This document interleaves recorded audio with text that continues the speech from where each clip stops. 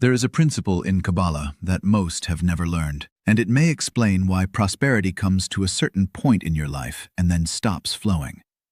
Shalom, shalom. I'm glad you're here today. I want to start with something concrete. Think now about the water bottles, buckets, and water reservoirs that exist in your home. Where are they? How many are there? What condition are they in? Clean, full, empty, forgotten in a corner? Most people have never thought about this intentionally. The water is simply there, a domestic detail of no apparent importance.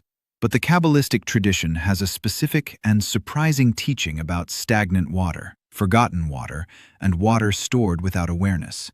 And this teaching has everything to do with the flow, or the absence of flow, of Parnassa in your life. Today we will delve into a teaching that is within the study circles of the Jewish tradition and rarely reaches the general public.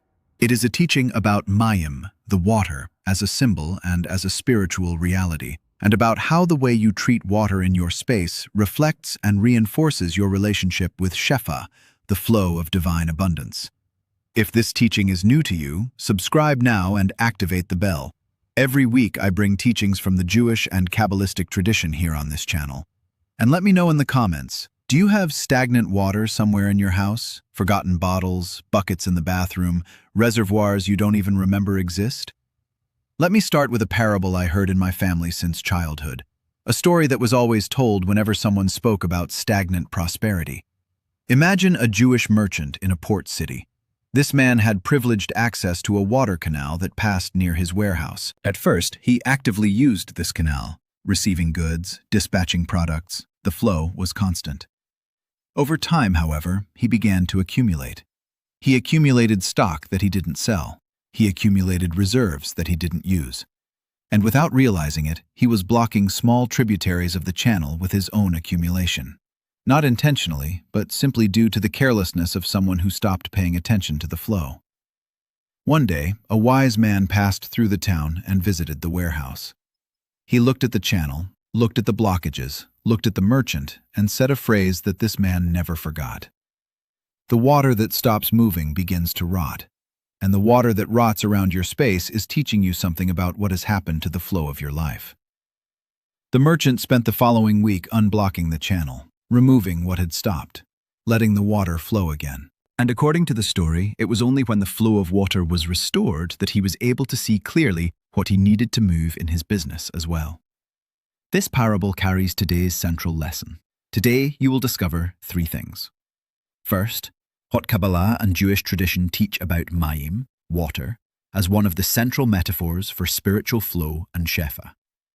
Second, what are the four specific patterns of water storage that the sages identified as signs of blockage in a household's prosperity field, and what each of them represents spiritually? Third, a practical tikkun, correction, exercise that you can start this week, consciously working with water in your space to cultivate an environment more aligned with the flow.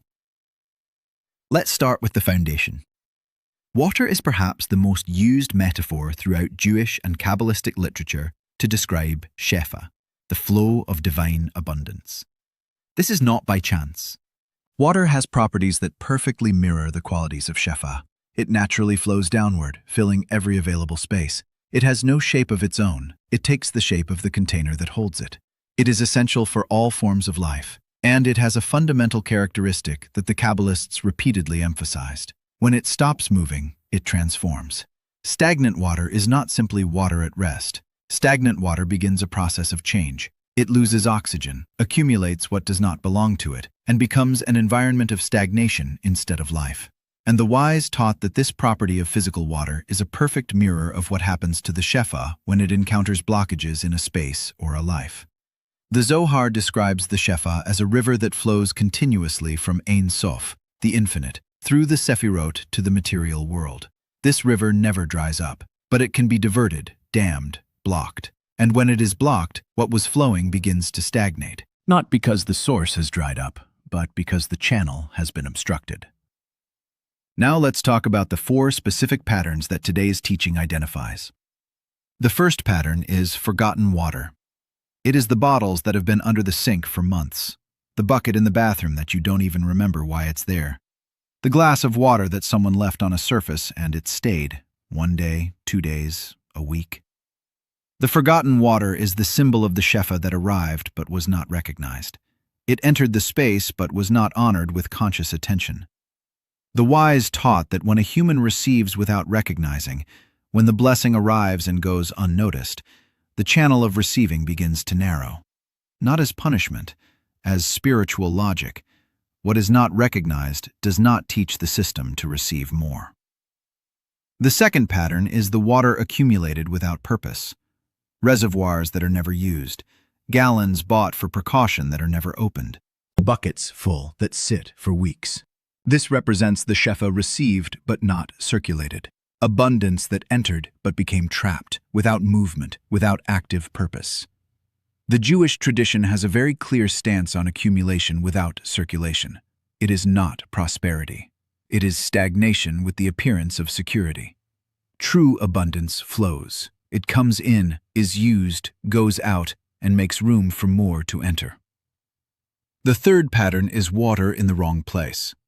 Water containers placed in spaces where they create humidity, mold, deterioration, under beds, in closed corners without ventilation, in places that block the natural movement of people in the space. This represents mispositioned shefa, resources that exist but are creating problems instead of solutions because they were placed without intention and without awareness of the space. The fourth pattern is water with compromised quality. Water with odor, with color, with a cloudy appearance, and the resident who simply does not pay attention, who coexists with this as if it were normal. This pattern represents indifference to the state of the flow. It is the subtlest and most serious sign of the four, because it indicates that the awareness of what enters and circulates in the space has been so reduced that even visible commitment has begun to be ignored. There is a concept in Kabbalah called Zimtzum, the contraction. The Ari, Rabbi Isaac Luria, taught that before creation, the Eternal performed an act of Zimtzum, contracted his infinite presence to create space for the world to exist. This concept has a powerful application in our theme today. When you accumulate without circulating, when you retain without recognizing, when you ignore the state of flow around you, you are creating an involuntary zimtzum in your own field of prosperity.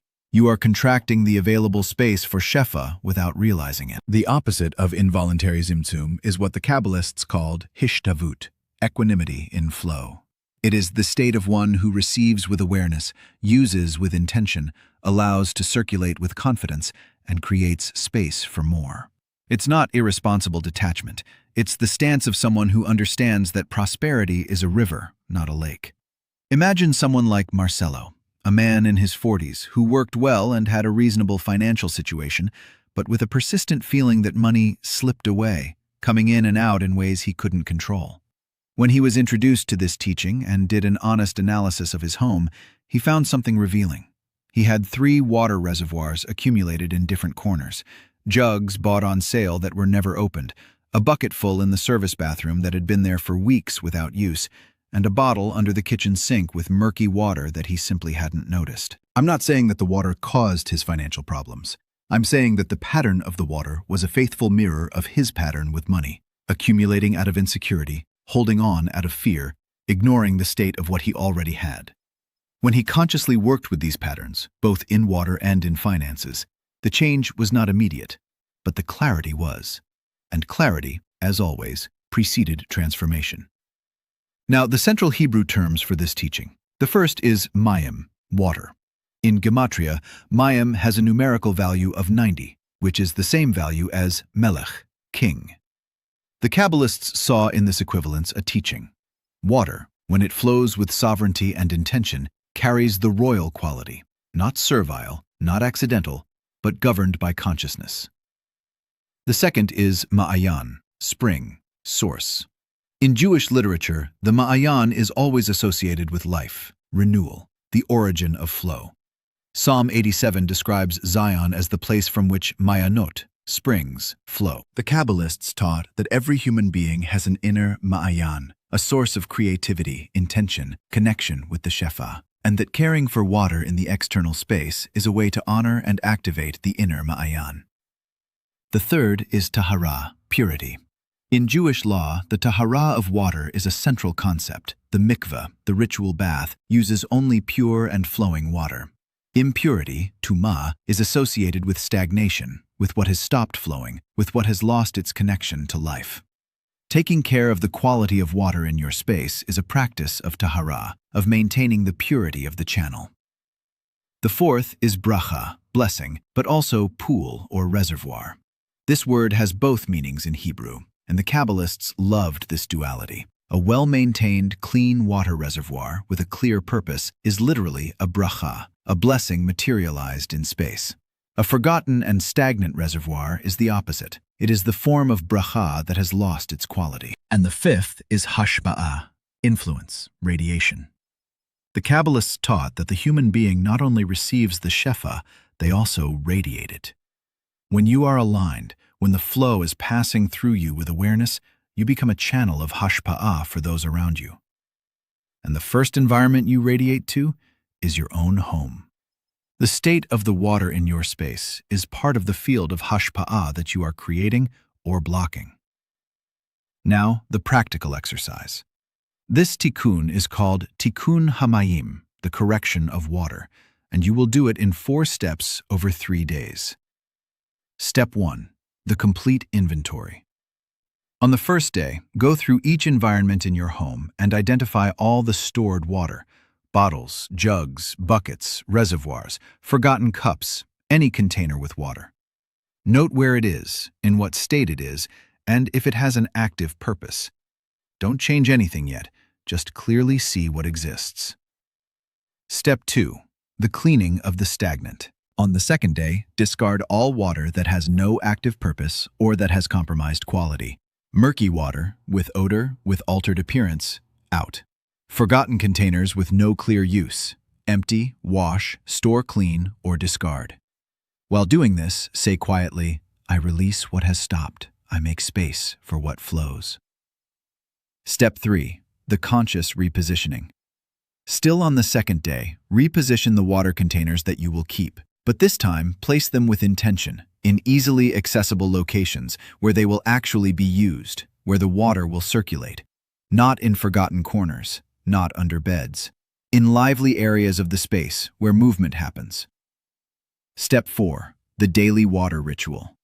Starting on the third day, establish a simple habit. Every morning, when using water for the first time, when washing your face, making coffee, or drinking the first glass, pause for 3 seconds.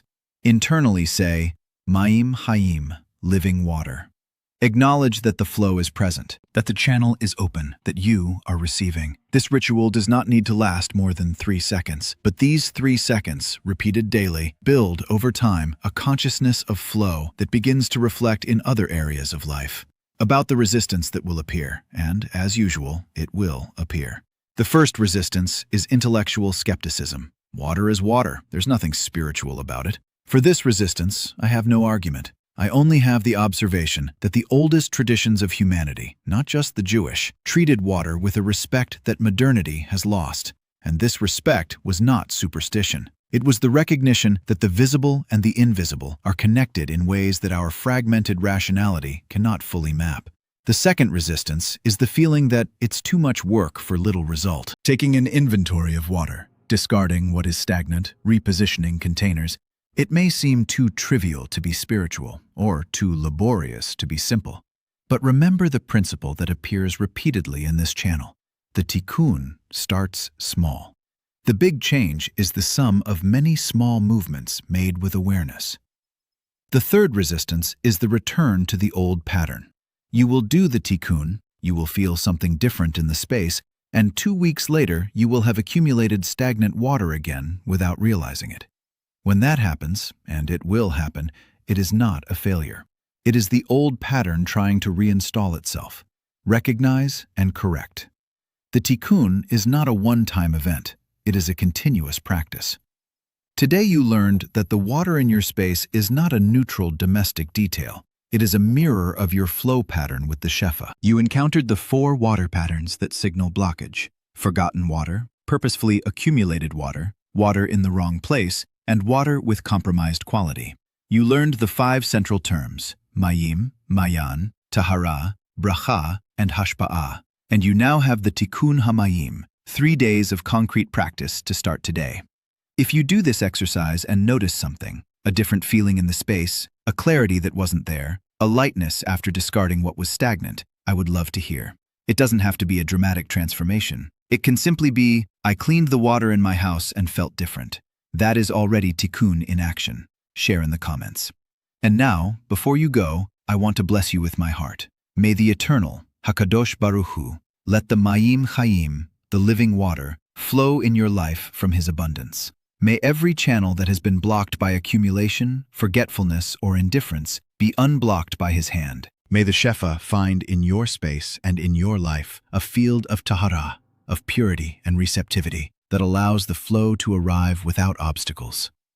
May you become a ma'ayan, a source for those around you, radiating the hashpa'ah of consciousness and gratitude.